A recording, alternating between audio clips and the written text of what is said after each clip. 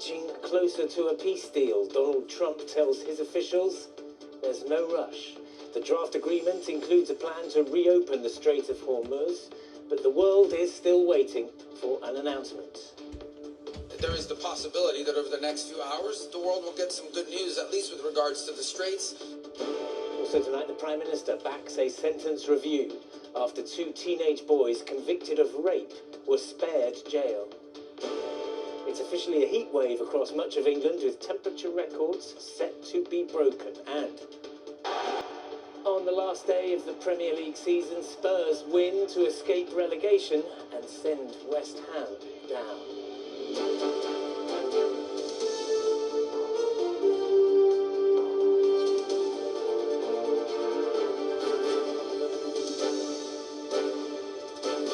This is ITV News with Geraint, Vincent.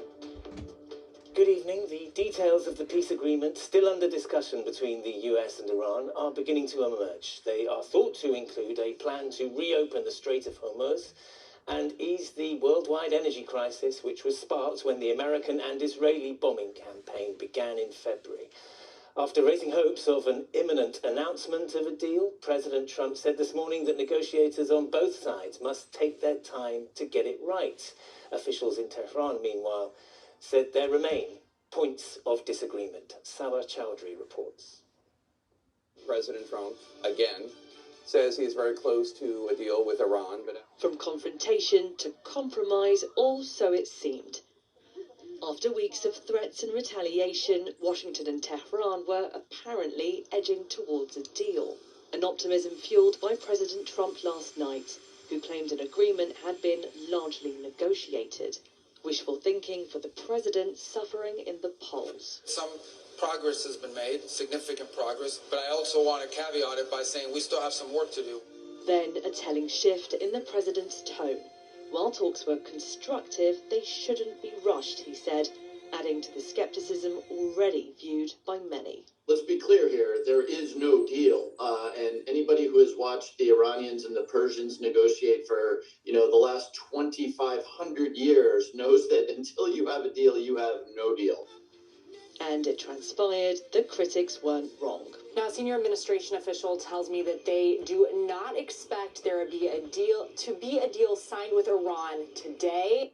President Trump on social media said, "If I make a deal with Iran, it will be a good and proper one," adding it isn't even fully negotiated yet. And for the record, I don't make bad deals. While it's unclear what happened, we do know the sticking points.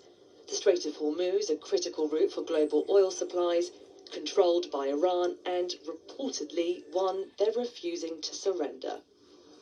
And then there's nuclear weapons. Iran today claimed it doesn't want them, though previously has maintained its right to enrich uranium. But for the US, success is in the closure of these sites and in the opening of the strait. Until then, fragile diplomacy and cautious optimism are all that remain for those caught in the crossfire. Sawar Chowdhury, ITV News. Well, while the eyes of the world are focused on the Middle East, Russia has ramped up its offensive in Ukraine. At least 4 people were killed and 83 injured after a missile and drone strike centered on the capital, Kiev. President Zelensky said it was a targeted attack on water supplies and residential buildings, and he described Vladimir Putin as truly insane. Kafel Pata has the latest. These are sights Zelensky has become far too accustomed to. His anger at the most recent Russian attack as apparent as the rubble surrounding him. A museum, they attacked this exactly to the museum. So just crazy assholes. That's it. Thank you. This aerial offensive has been described as the largest attack on the Ukrainian capital of Kyiv. Reports of 600 drones and 90 missiles, including the use of an Oreshnik hypersonic missile, which travels at 10 times the speed of sound. The consequence of such an arsenal was obvious today. Many residential buildings in flames and ruin. Authorities say 4 people were killed and more than 80 injured, including this man and his dog, who survived a missile to their apartments. 100 meters away from my parents' house, the missile destroyed the building. All my thoughts and all my heart goes to people of Ukraine today. Thank you so much for coming out. Thank you. Slava Ukraini. This attack, while focused to Kyiv, also spread to neighbouring and surrounding regions. All this comes after Vladimir Putin vowed retaliatory action after accusing Ukrainian forces of attacking a student's dormitory here in Russia-occupied eastern Ukraine. The Ukrainian military denies such allegations, instead have said their target was an elite Russian fighting unit. Russia said it was a retaliation from the... They always say that it is not true. They understand that we always respond. They began this war. One thing that isn't in dispute is the impact of last night's attack, described by Kyiv's regional head as a deliberate act of terror against a peaceful people. Catherine Patter, ITV News. Sir Keir Starmer has publicly supported a review of the sentences of 2 teenage boys who were spared jail after being found guilty of rape. The Prime Minister described the case in which 2 girls were assaulted in separate attacks in Hampshire as appalling. Our political reporter Jasmine Cameron-Chileshi is here. Jasmine, this sentencing decision has been getting a lot of political reaction, hasn't it? That's right, and as you said, this involves 2 teenage girls who were raped by teenage boys, and the boys avoided prison. They were given youth rehabilitation orders instead, and the judge involved said he wanted to avoid criminalising these boys. But this decision has been met with a huge political backlash, and this morning the government minister was asked about this, and he was visibly emotional after hearing the accounts of one of the girls who was interviewed by the BBC. Those girls deserve justice. As do their families, both for them, but also for other girls that are put in that position. And quite frankly, other boys need to know that they can't behave in that way and get away with it. It was very hard to watch because no parent wants their daughter to be in those circumstances. And you don't want a society in which girls are growing up in those circumstances. Now, in that interview, Darren Jones also confirmed that the Attorney General is reviewing whether to refer that decision to the Court of Appeal. Mr Jones said he's not going to get ahead of that decision, but his personal feelings about this matter were evident, and ministers have made tackling violence against women and girls one of their key political priorities. So certainly many people inside and outside of the government are going to be paying close attention to Lord Hammer's findings. OK, many thanks, Jasmine. 3 Red Cross workers have died in the Democratic Republic of Congo from suspected Ebola. It's believed they contracted it in March while working on a project unrelated to the virus. The outbreak has since resulted in 119 suspected deaths and more than 900 suspected cases of the disease. Turkish riot police have stormed the offices of the main opposition party's headquarters to evict its ousted leadership. Tear gas and rubber bullets were fired at party supporters and officials who've been holed up inside for 3 days. In the US, Secret Service officers shot dead a man who opened fire at a White House security checkpoint. President Trump was inside the building at the time. Local media are reporting the 21-year-old suspect was known to the authorities and had a history of mental health problems. And 40,000 people in California have been evacuated from their homes because of a toxic chemical spill at an aerospace plastics factory. Dangerous gases are leaking from a tank and officials are concerned it could explode. Sport now, and on the final day of the Premier League season, relegation was a serious possibility for fans of Tottenham Hotspur. They survived by beating Everton and in doing so sent West Ham down instead. That's despite the Hammers doing all they could, beating Leeds 3-0. Chris Scudder watched the drama unfold. For West Ham, the contrast could not have been greater. A final day of soaring temperatures and even a higher emotion came down to Spurs, knowing that if they did not lose to Everton, they were safe.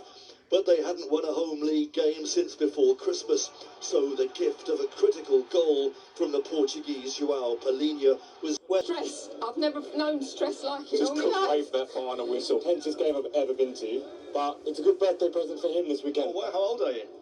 7. 7? We go again next year, for sure. It's been a strange season, hasn't it? Weird season, but yes, all good. We're up. We were never going down. They did it, and now we've got to go forward again next season, rebuild the team, get the management, sort things out. Up the Spurs. Plenty of other sport around today, and there were celebrations of a different kind for the red half of North London. In 2026, the champions are the Arsenal. Arsenal got to lift the Premier League trophy for the first time in 22 years, a title they sealed earlier this week. The Gunners ended the season with a 2-1 win at Crystal Palace. Every decision I took, always I thought, what is the best for this club? And always will be like that. I love you so much. It was an emotional goodbye at Manchester City for manager Pep Guardiola. He leaves after a decade in charge and 20 trophies. City finished this season in second spot despite today's 2-1 defeat to Aston Villa. There were tears at Anfield as Mohamed Salah made his final appearance for Liverpool, secured their spot in next year's Champions League with a draw against Brentford. The Egyptian scored more than 190 goals and won 6 major trophies in his 9 years with the club. Bolton Wanderers will be back playing Championship football next season. They thrashed Stockport County 4-1 at Wembley to win the League One playoff final. And all that emotion in the football came out in some baking sunshine. The temperature wasn't quite a record breaker. That's expected to be tomorrow, but it was still very hot for May and officially a heat wave in many parts of the UK, as Aisha Zahid reports. As Britain basked in today's heat, parts of the country saw Mediterranean temperatures. Here in southwest London, the first designated open water swimming spot in the Thames saw dozens of people taking to the water to cool down. My kids are happy jumping in the river, so it's quite a nice spot to get a bit of sun, so yeah, it's nice. We live down the road, we've never been swimming in the river, and we've just done our first swim. We've loved it. I mean, enjoying it, 30 plus, ridiculous, but you know. In parts of the country, heatwave conditions have already been hit. The Met Office have described the weather as being pretty historic for this time of year. This spell of sunshine is incredibly rare to see in May. We've already had the hottest day of the year so far, and temperatures are expected to climb further. It could hit up to 34 degrees in some parts of the country tomorrow. Rising temperatures didn't deter runners at this half marathon in Exeter. And in Lincoln, the country's biggest disabled dog walk took place. While some catch rays, experts have highlighted the worries this weather brings for others. The UK Health Security Agency has issued heat health alerts across central and southern England. With temperatures expected to rise further, this bank holiday is on track to hit record high temperatures for the month of May. And with that, experts have urged people to enjoy the sunshine safely, remembering to stay hydrated and packing on the sunscreen. Aisha Zahid, ITV News. And that is it for tonight. The weather's next from all the team here. Good night.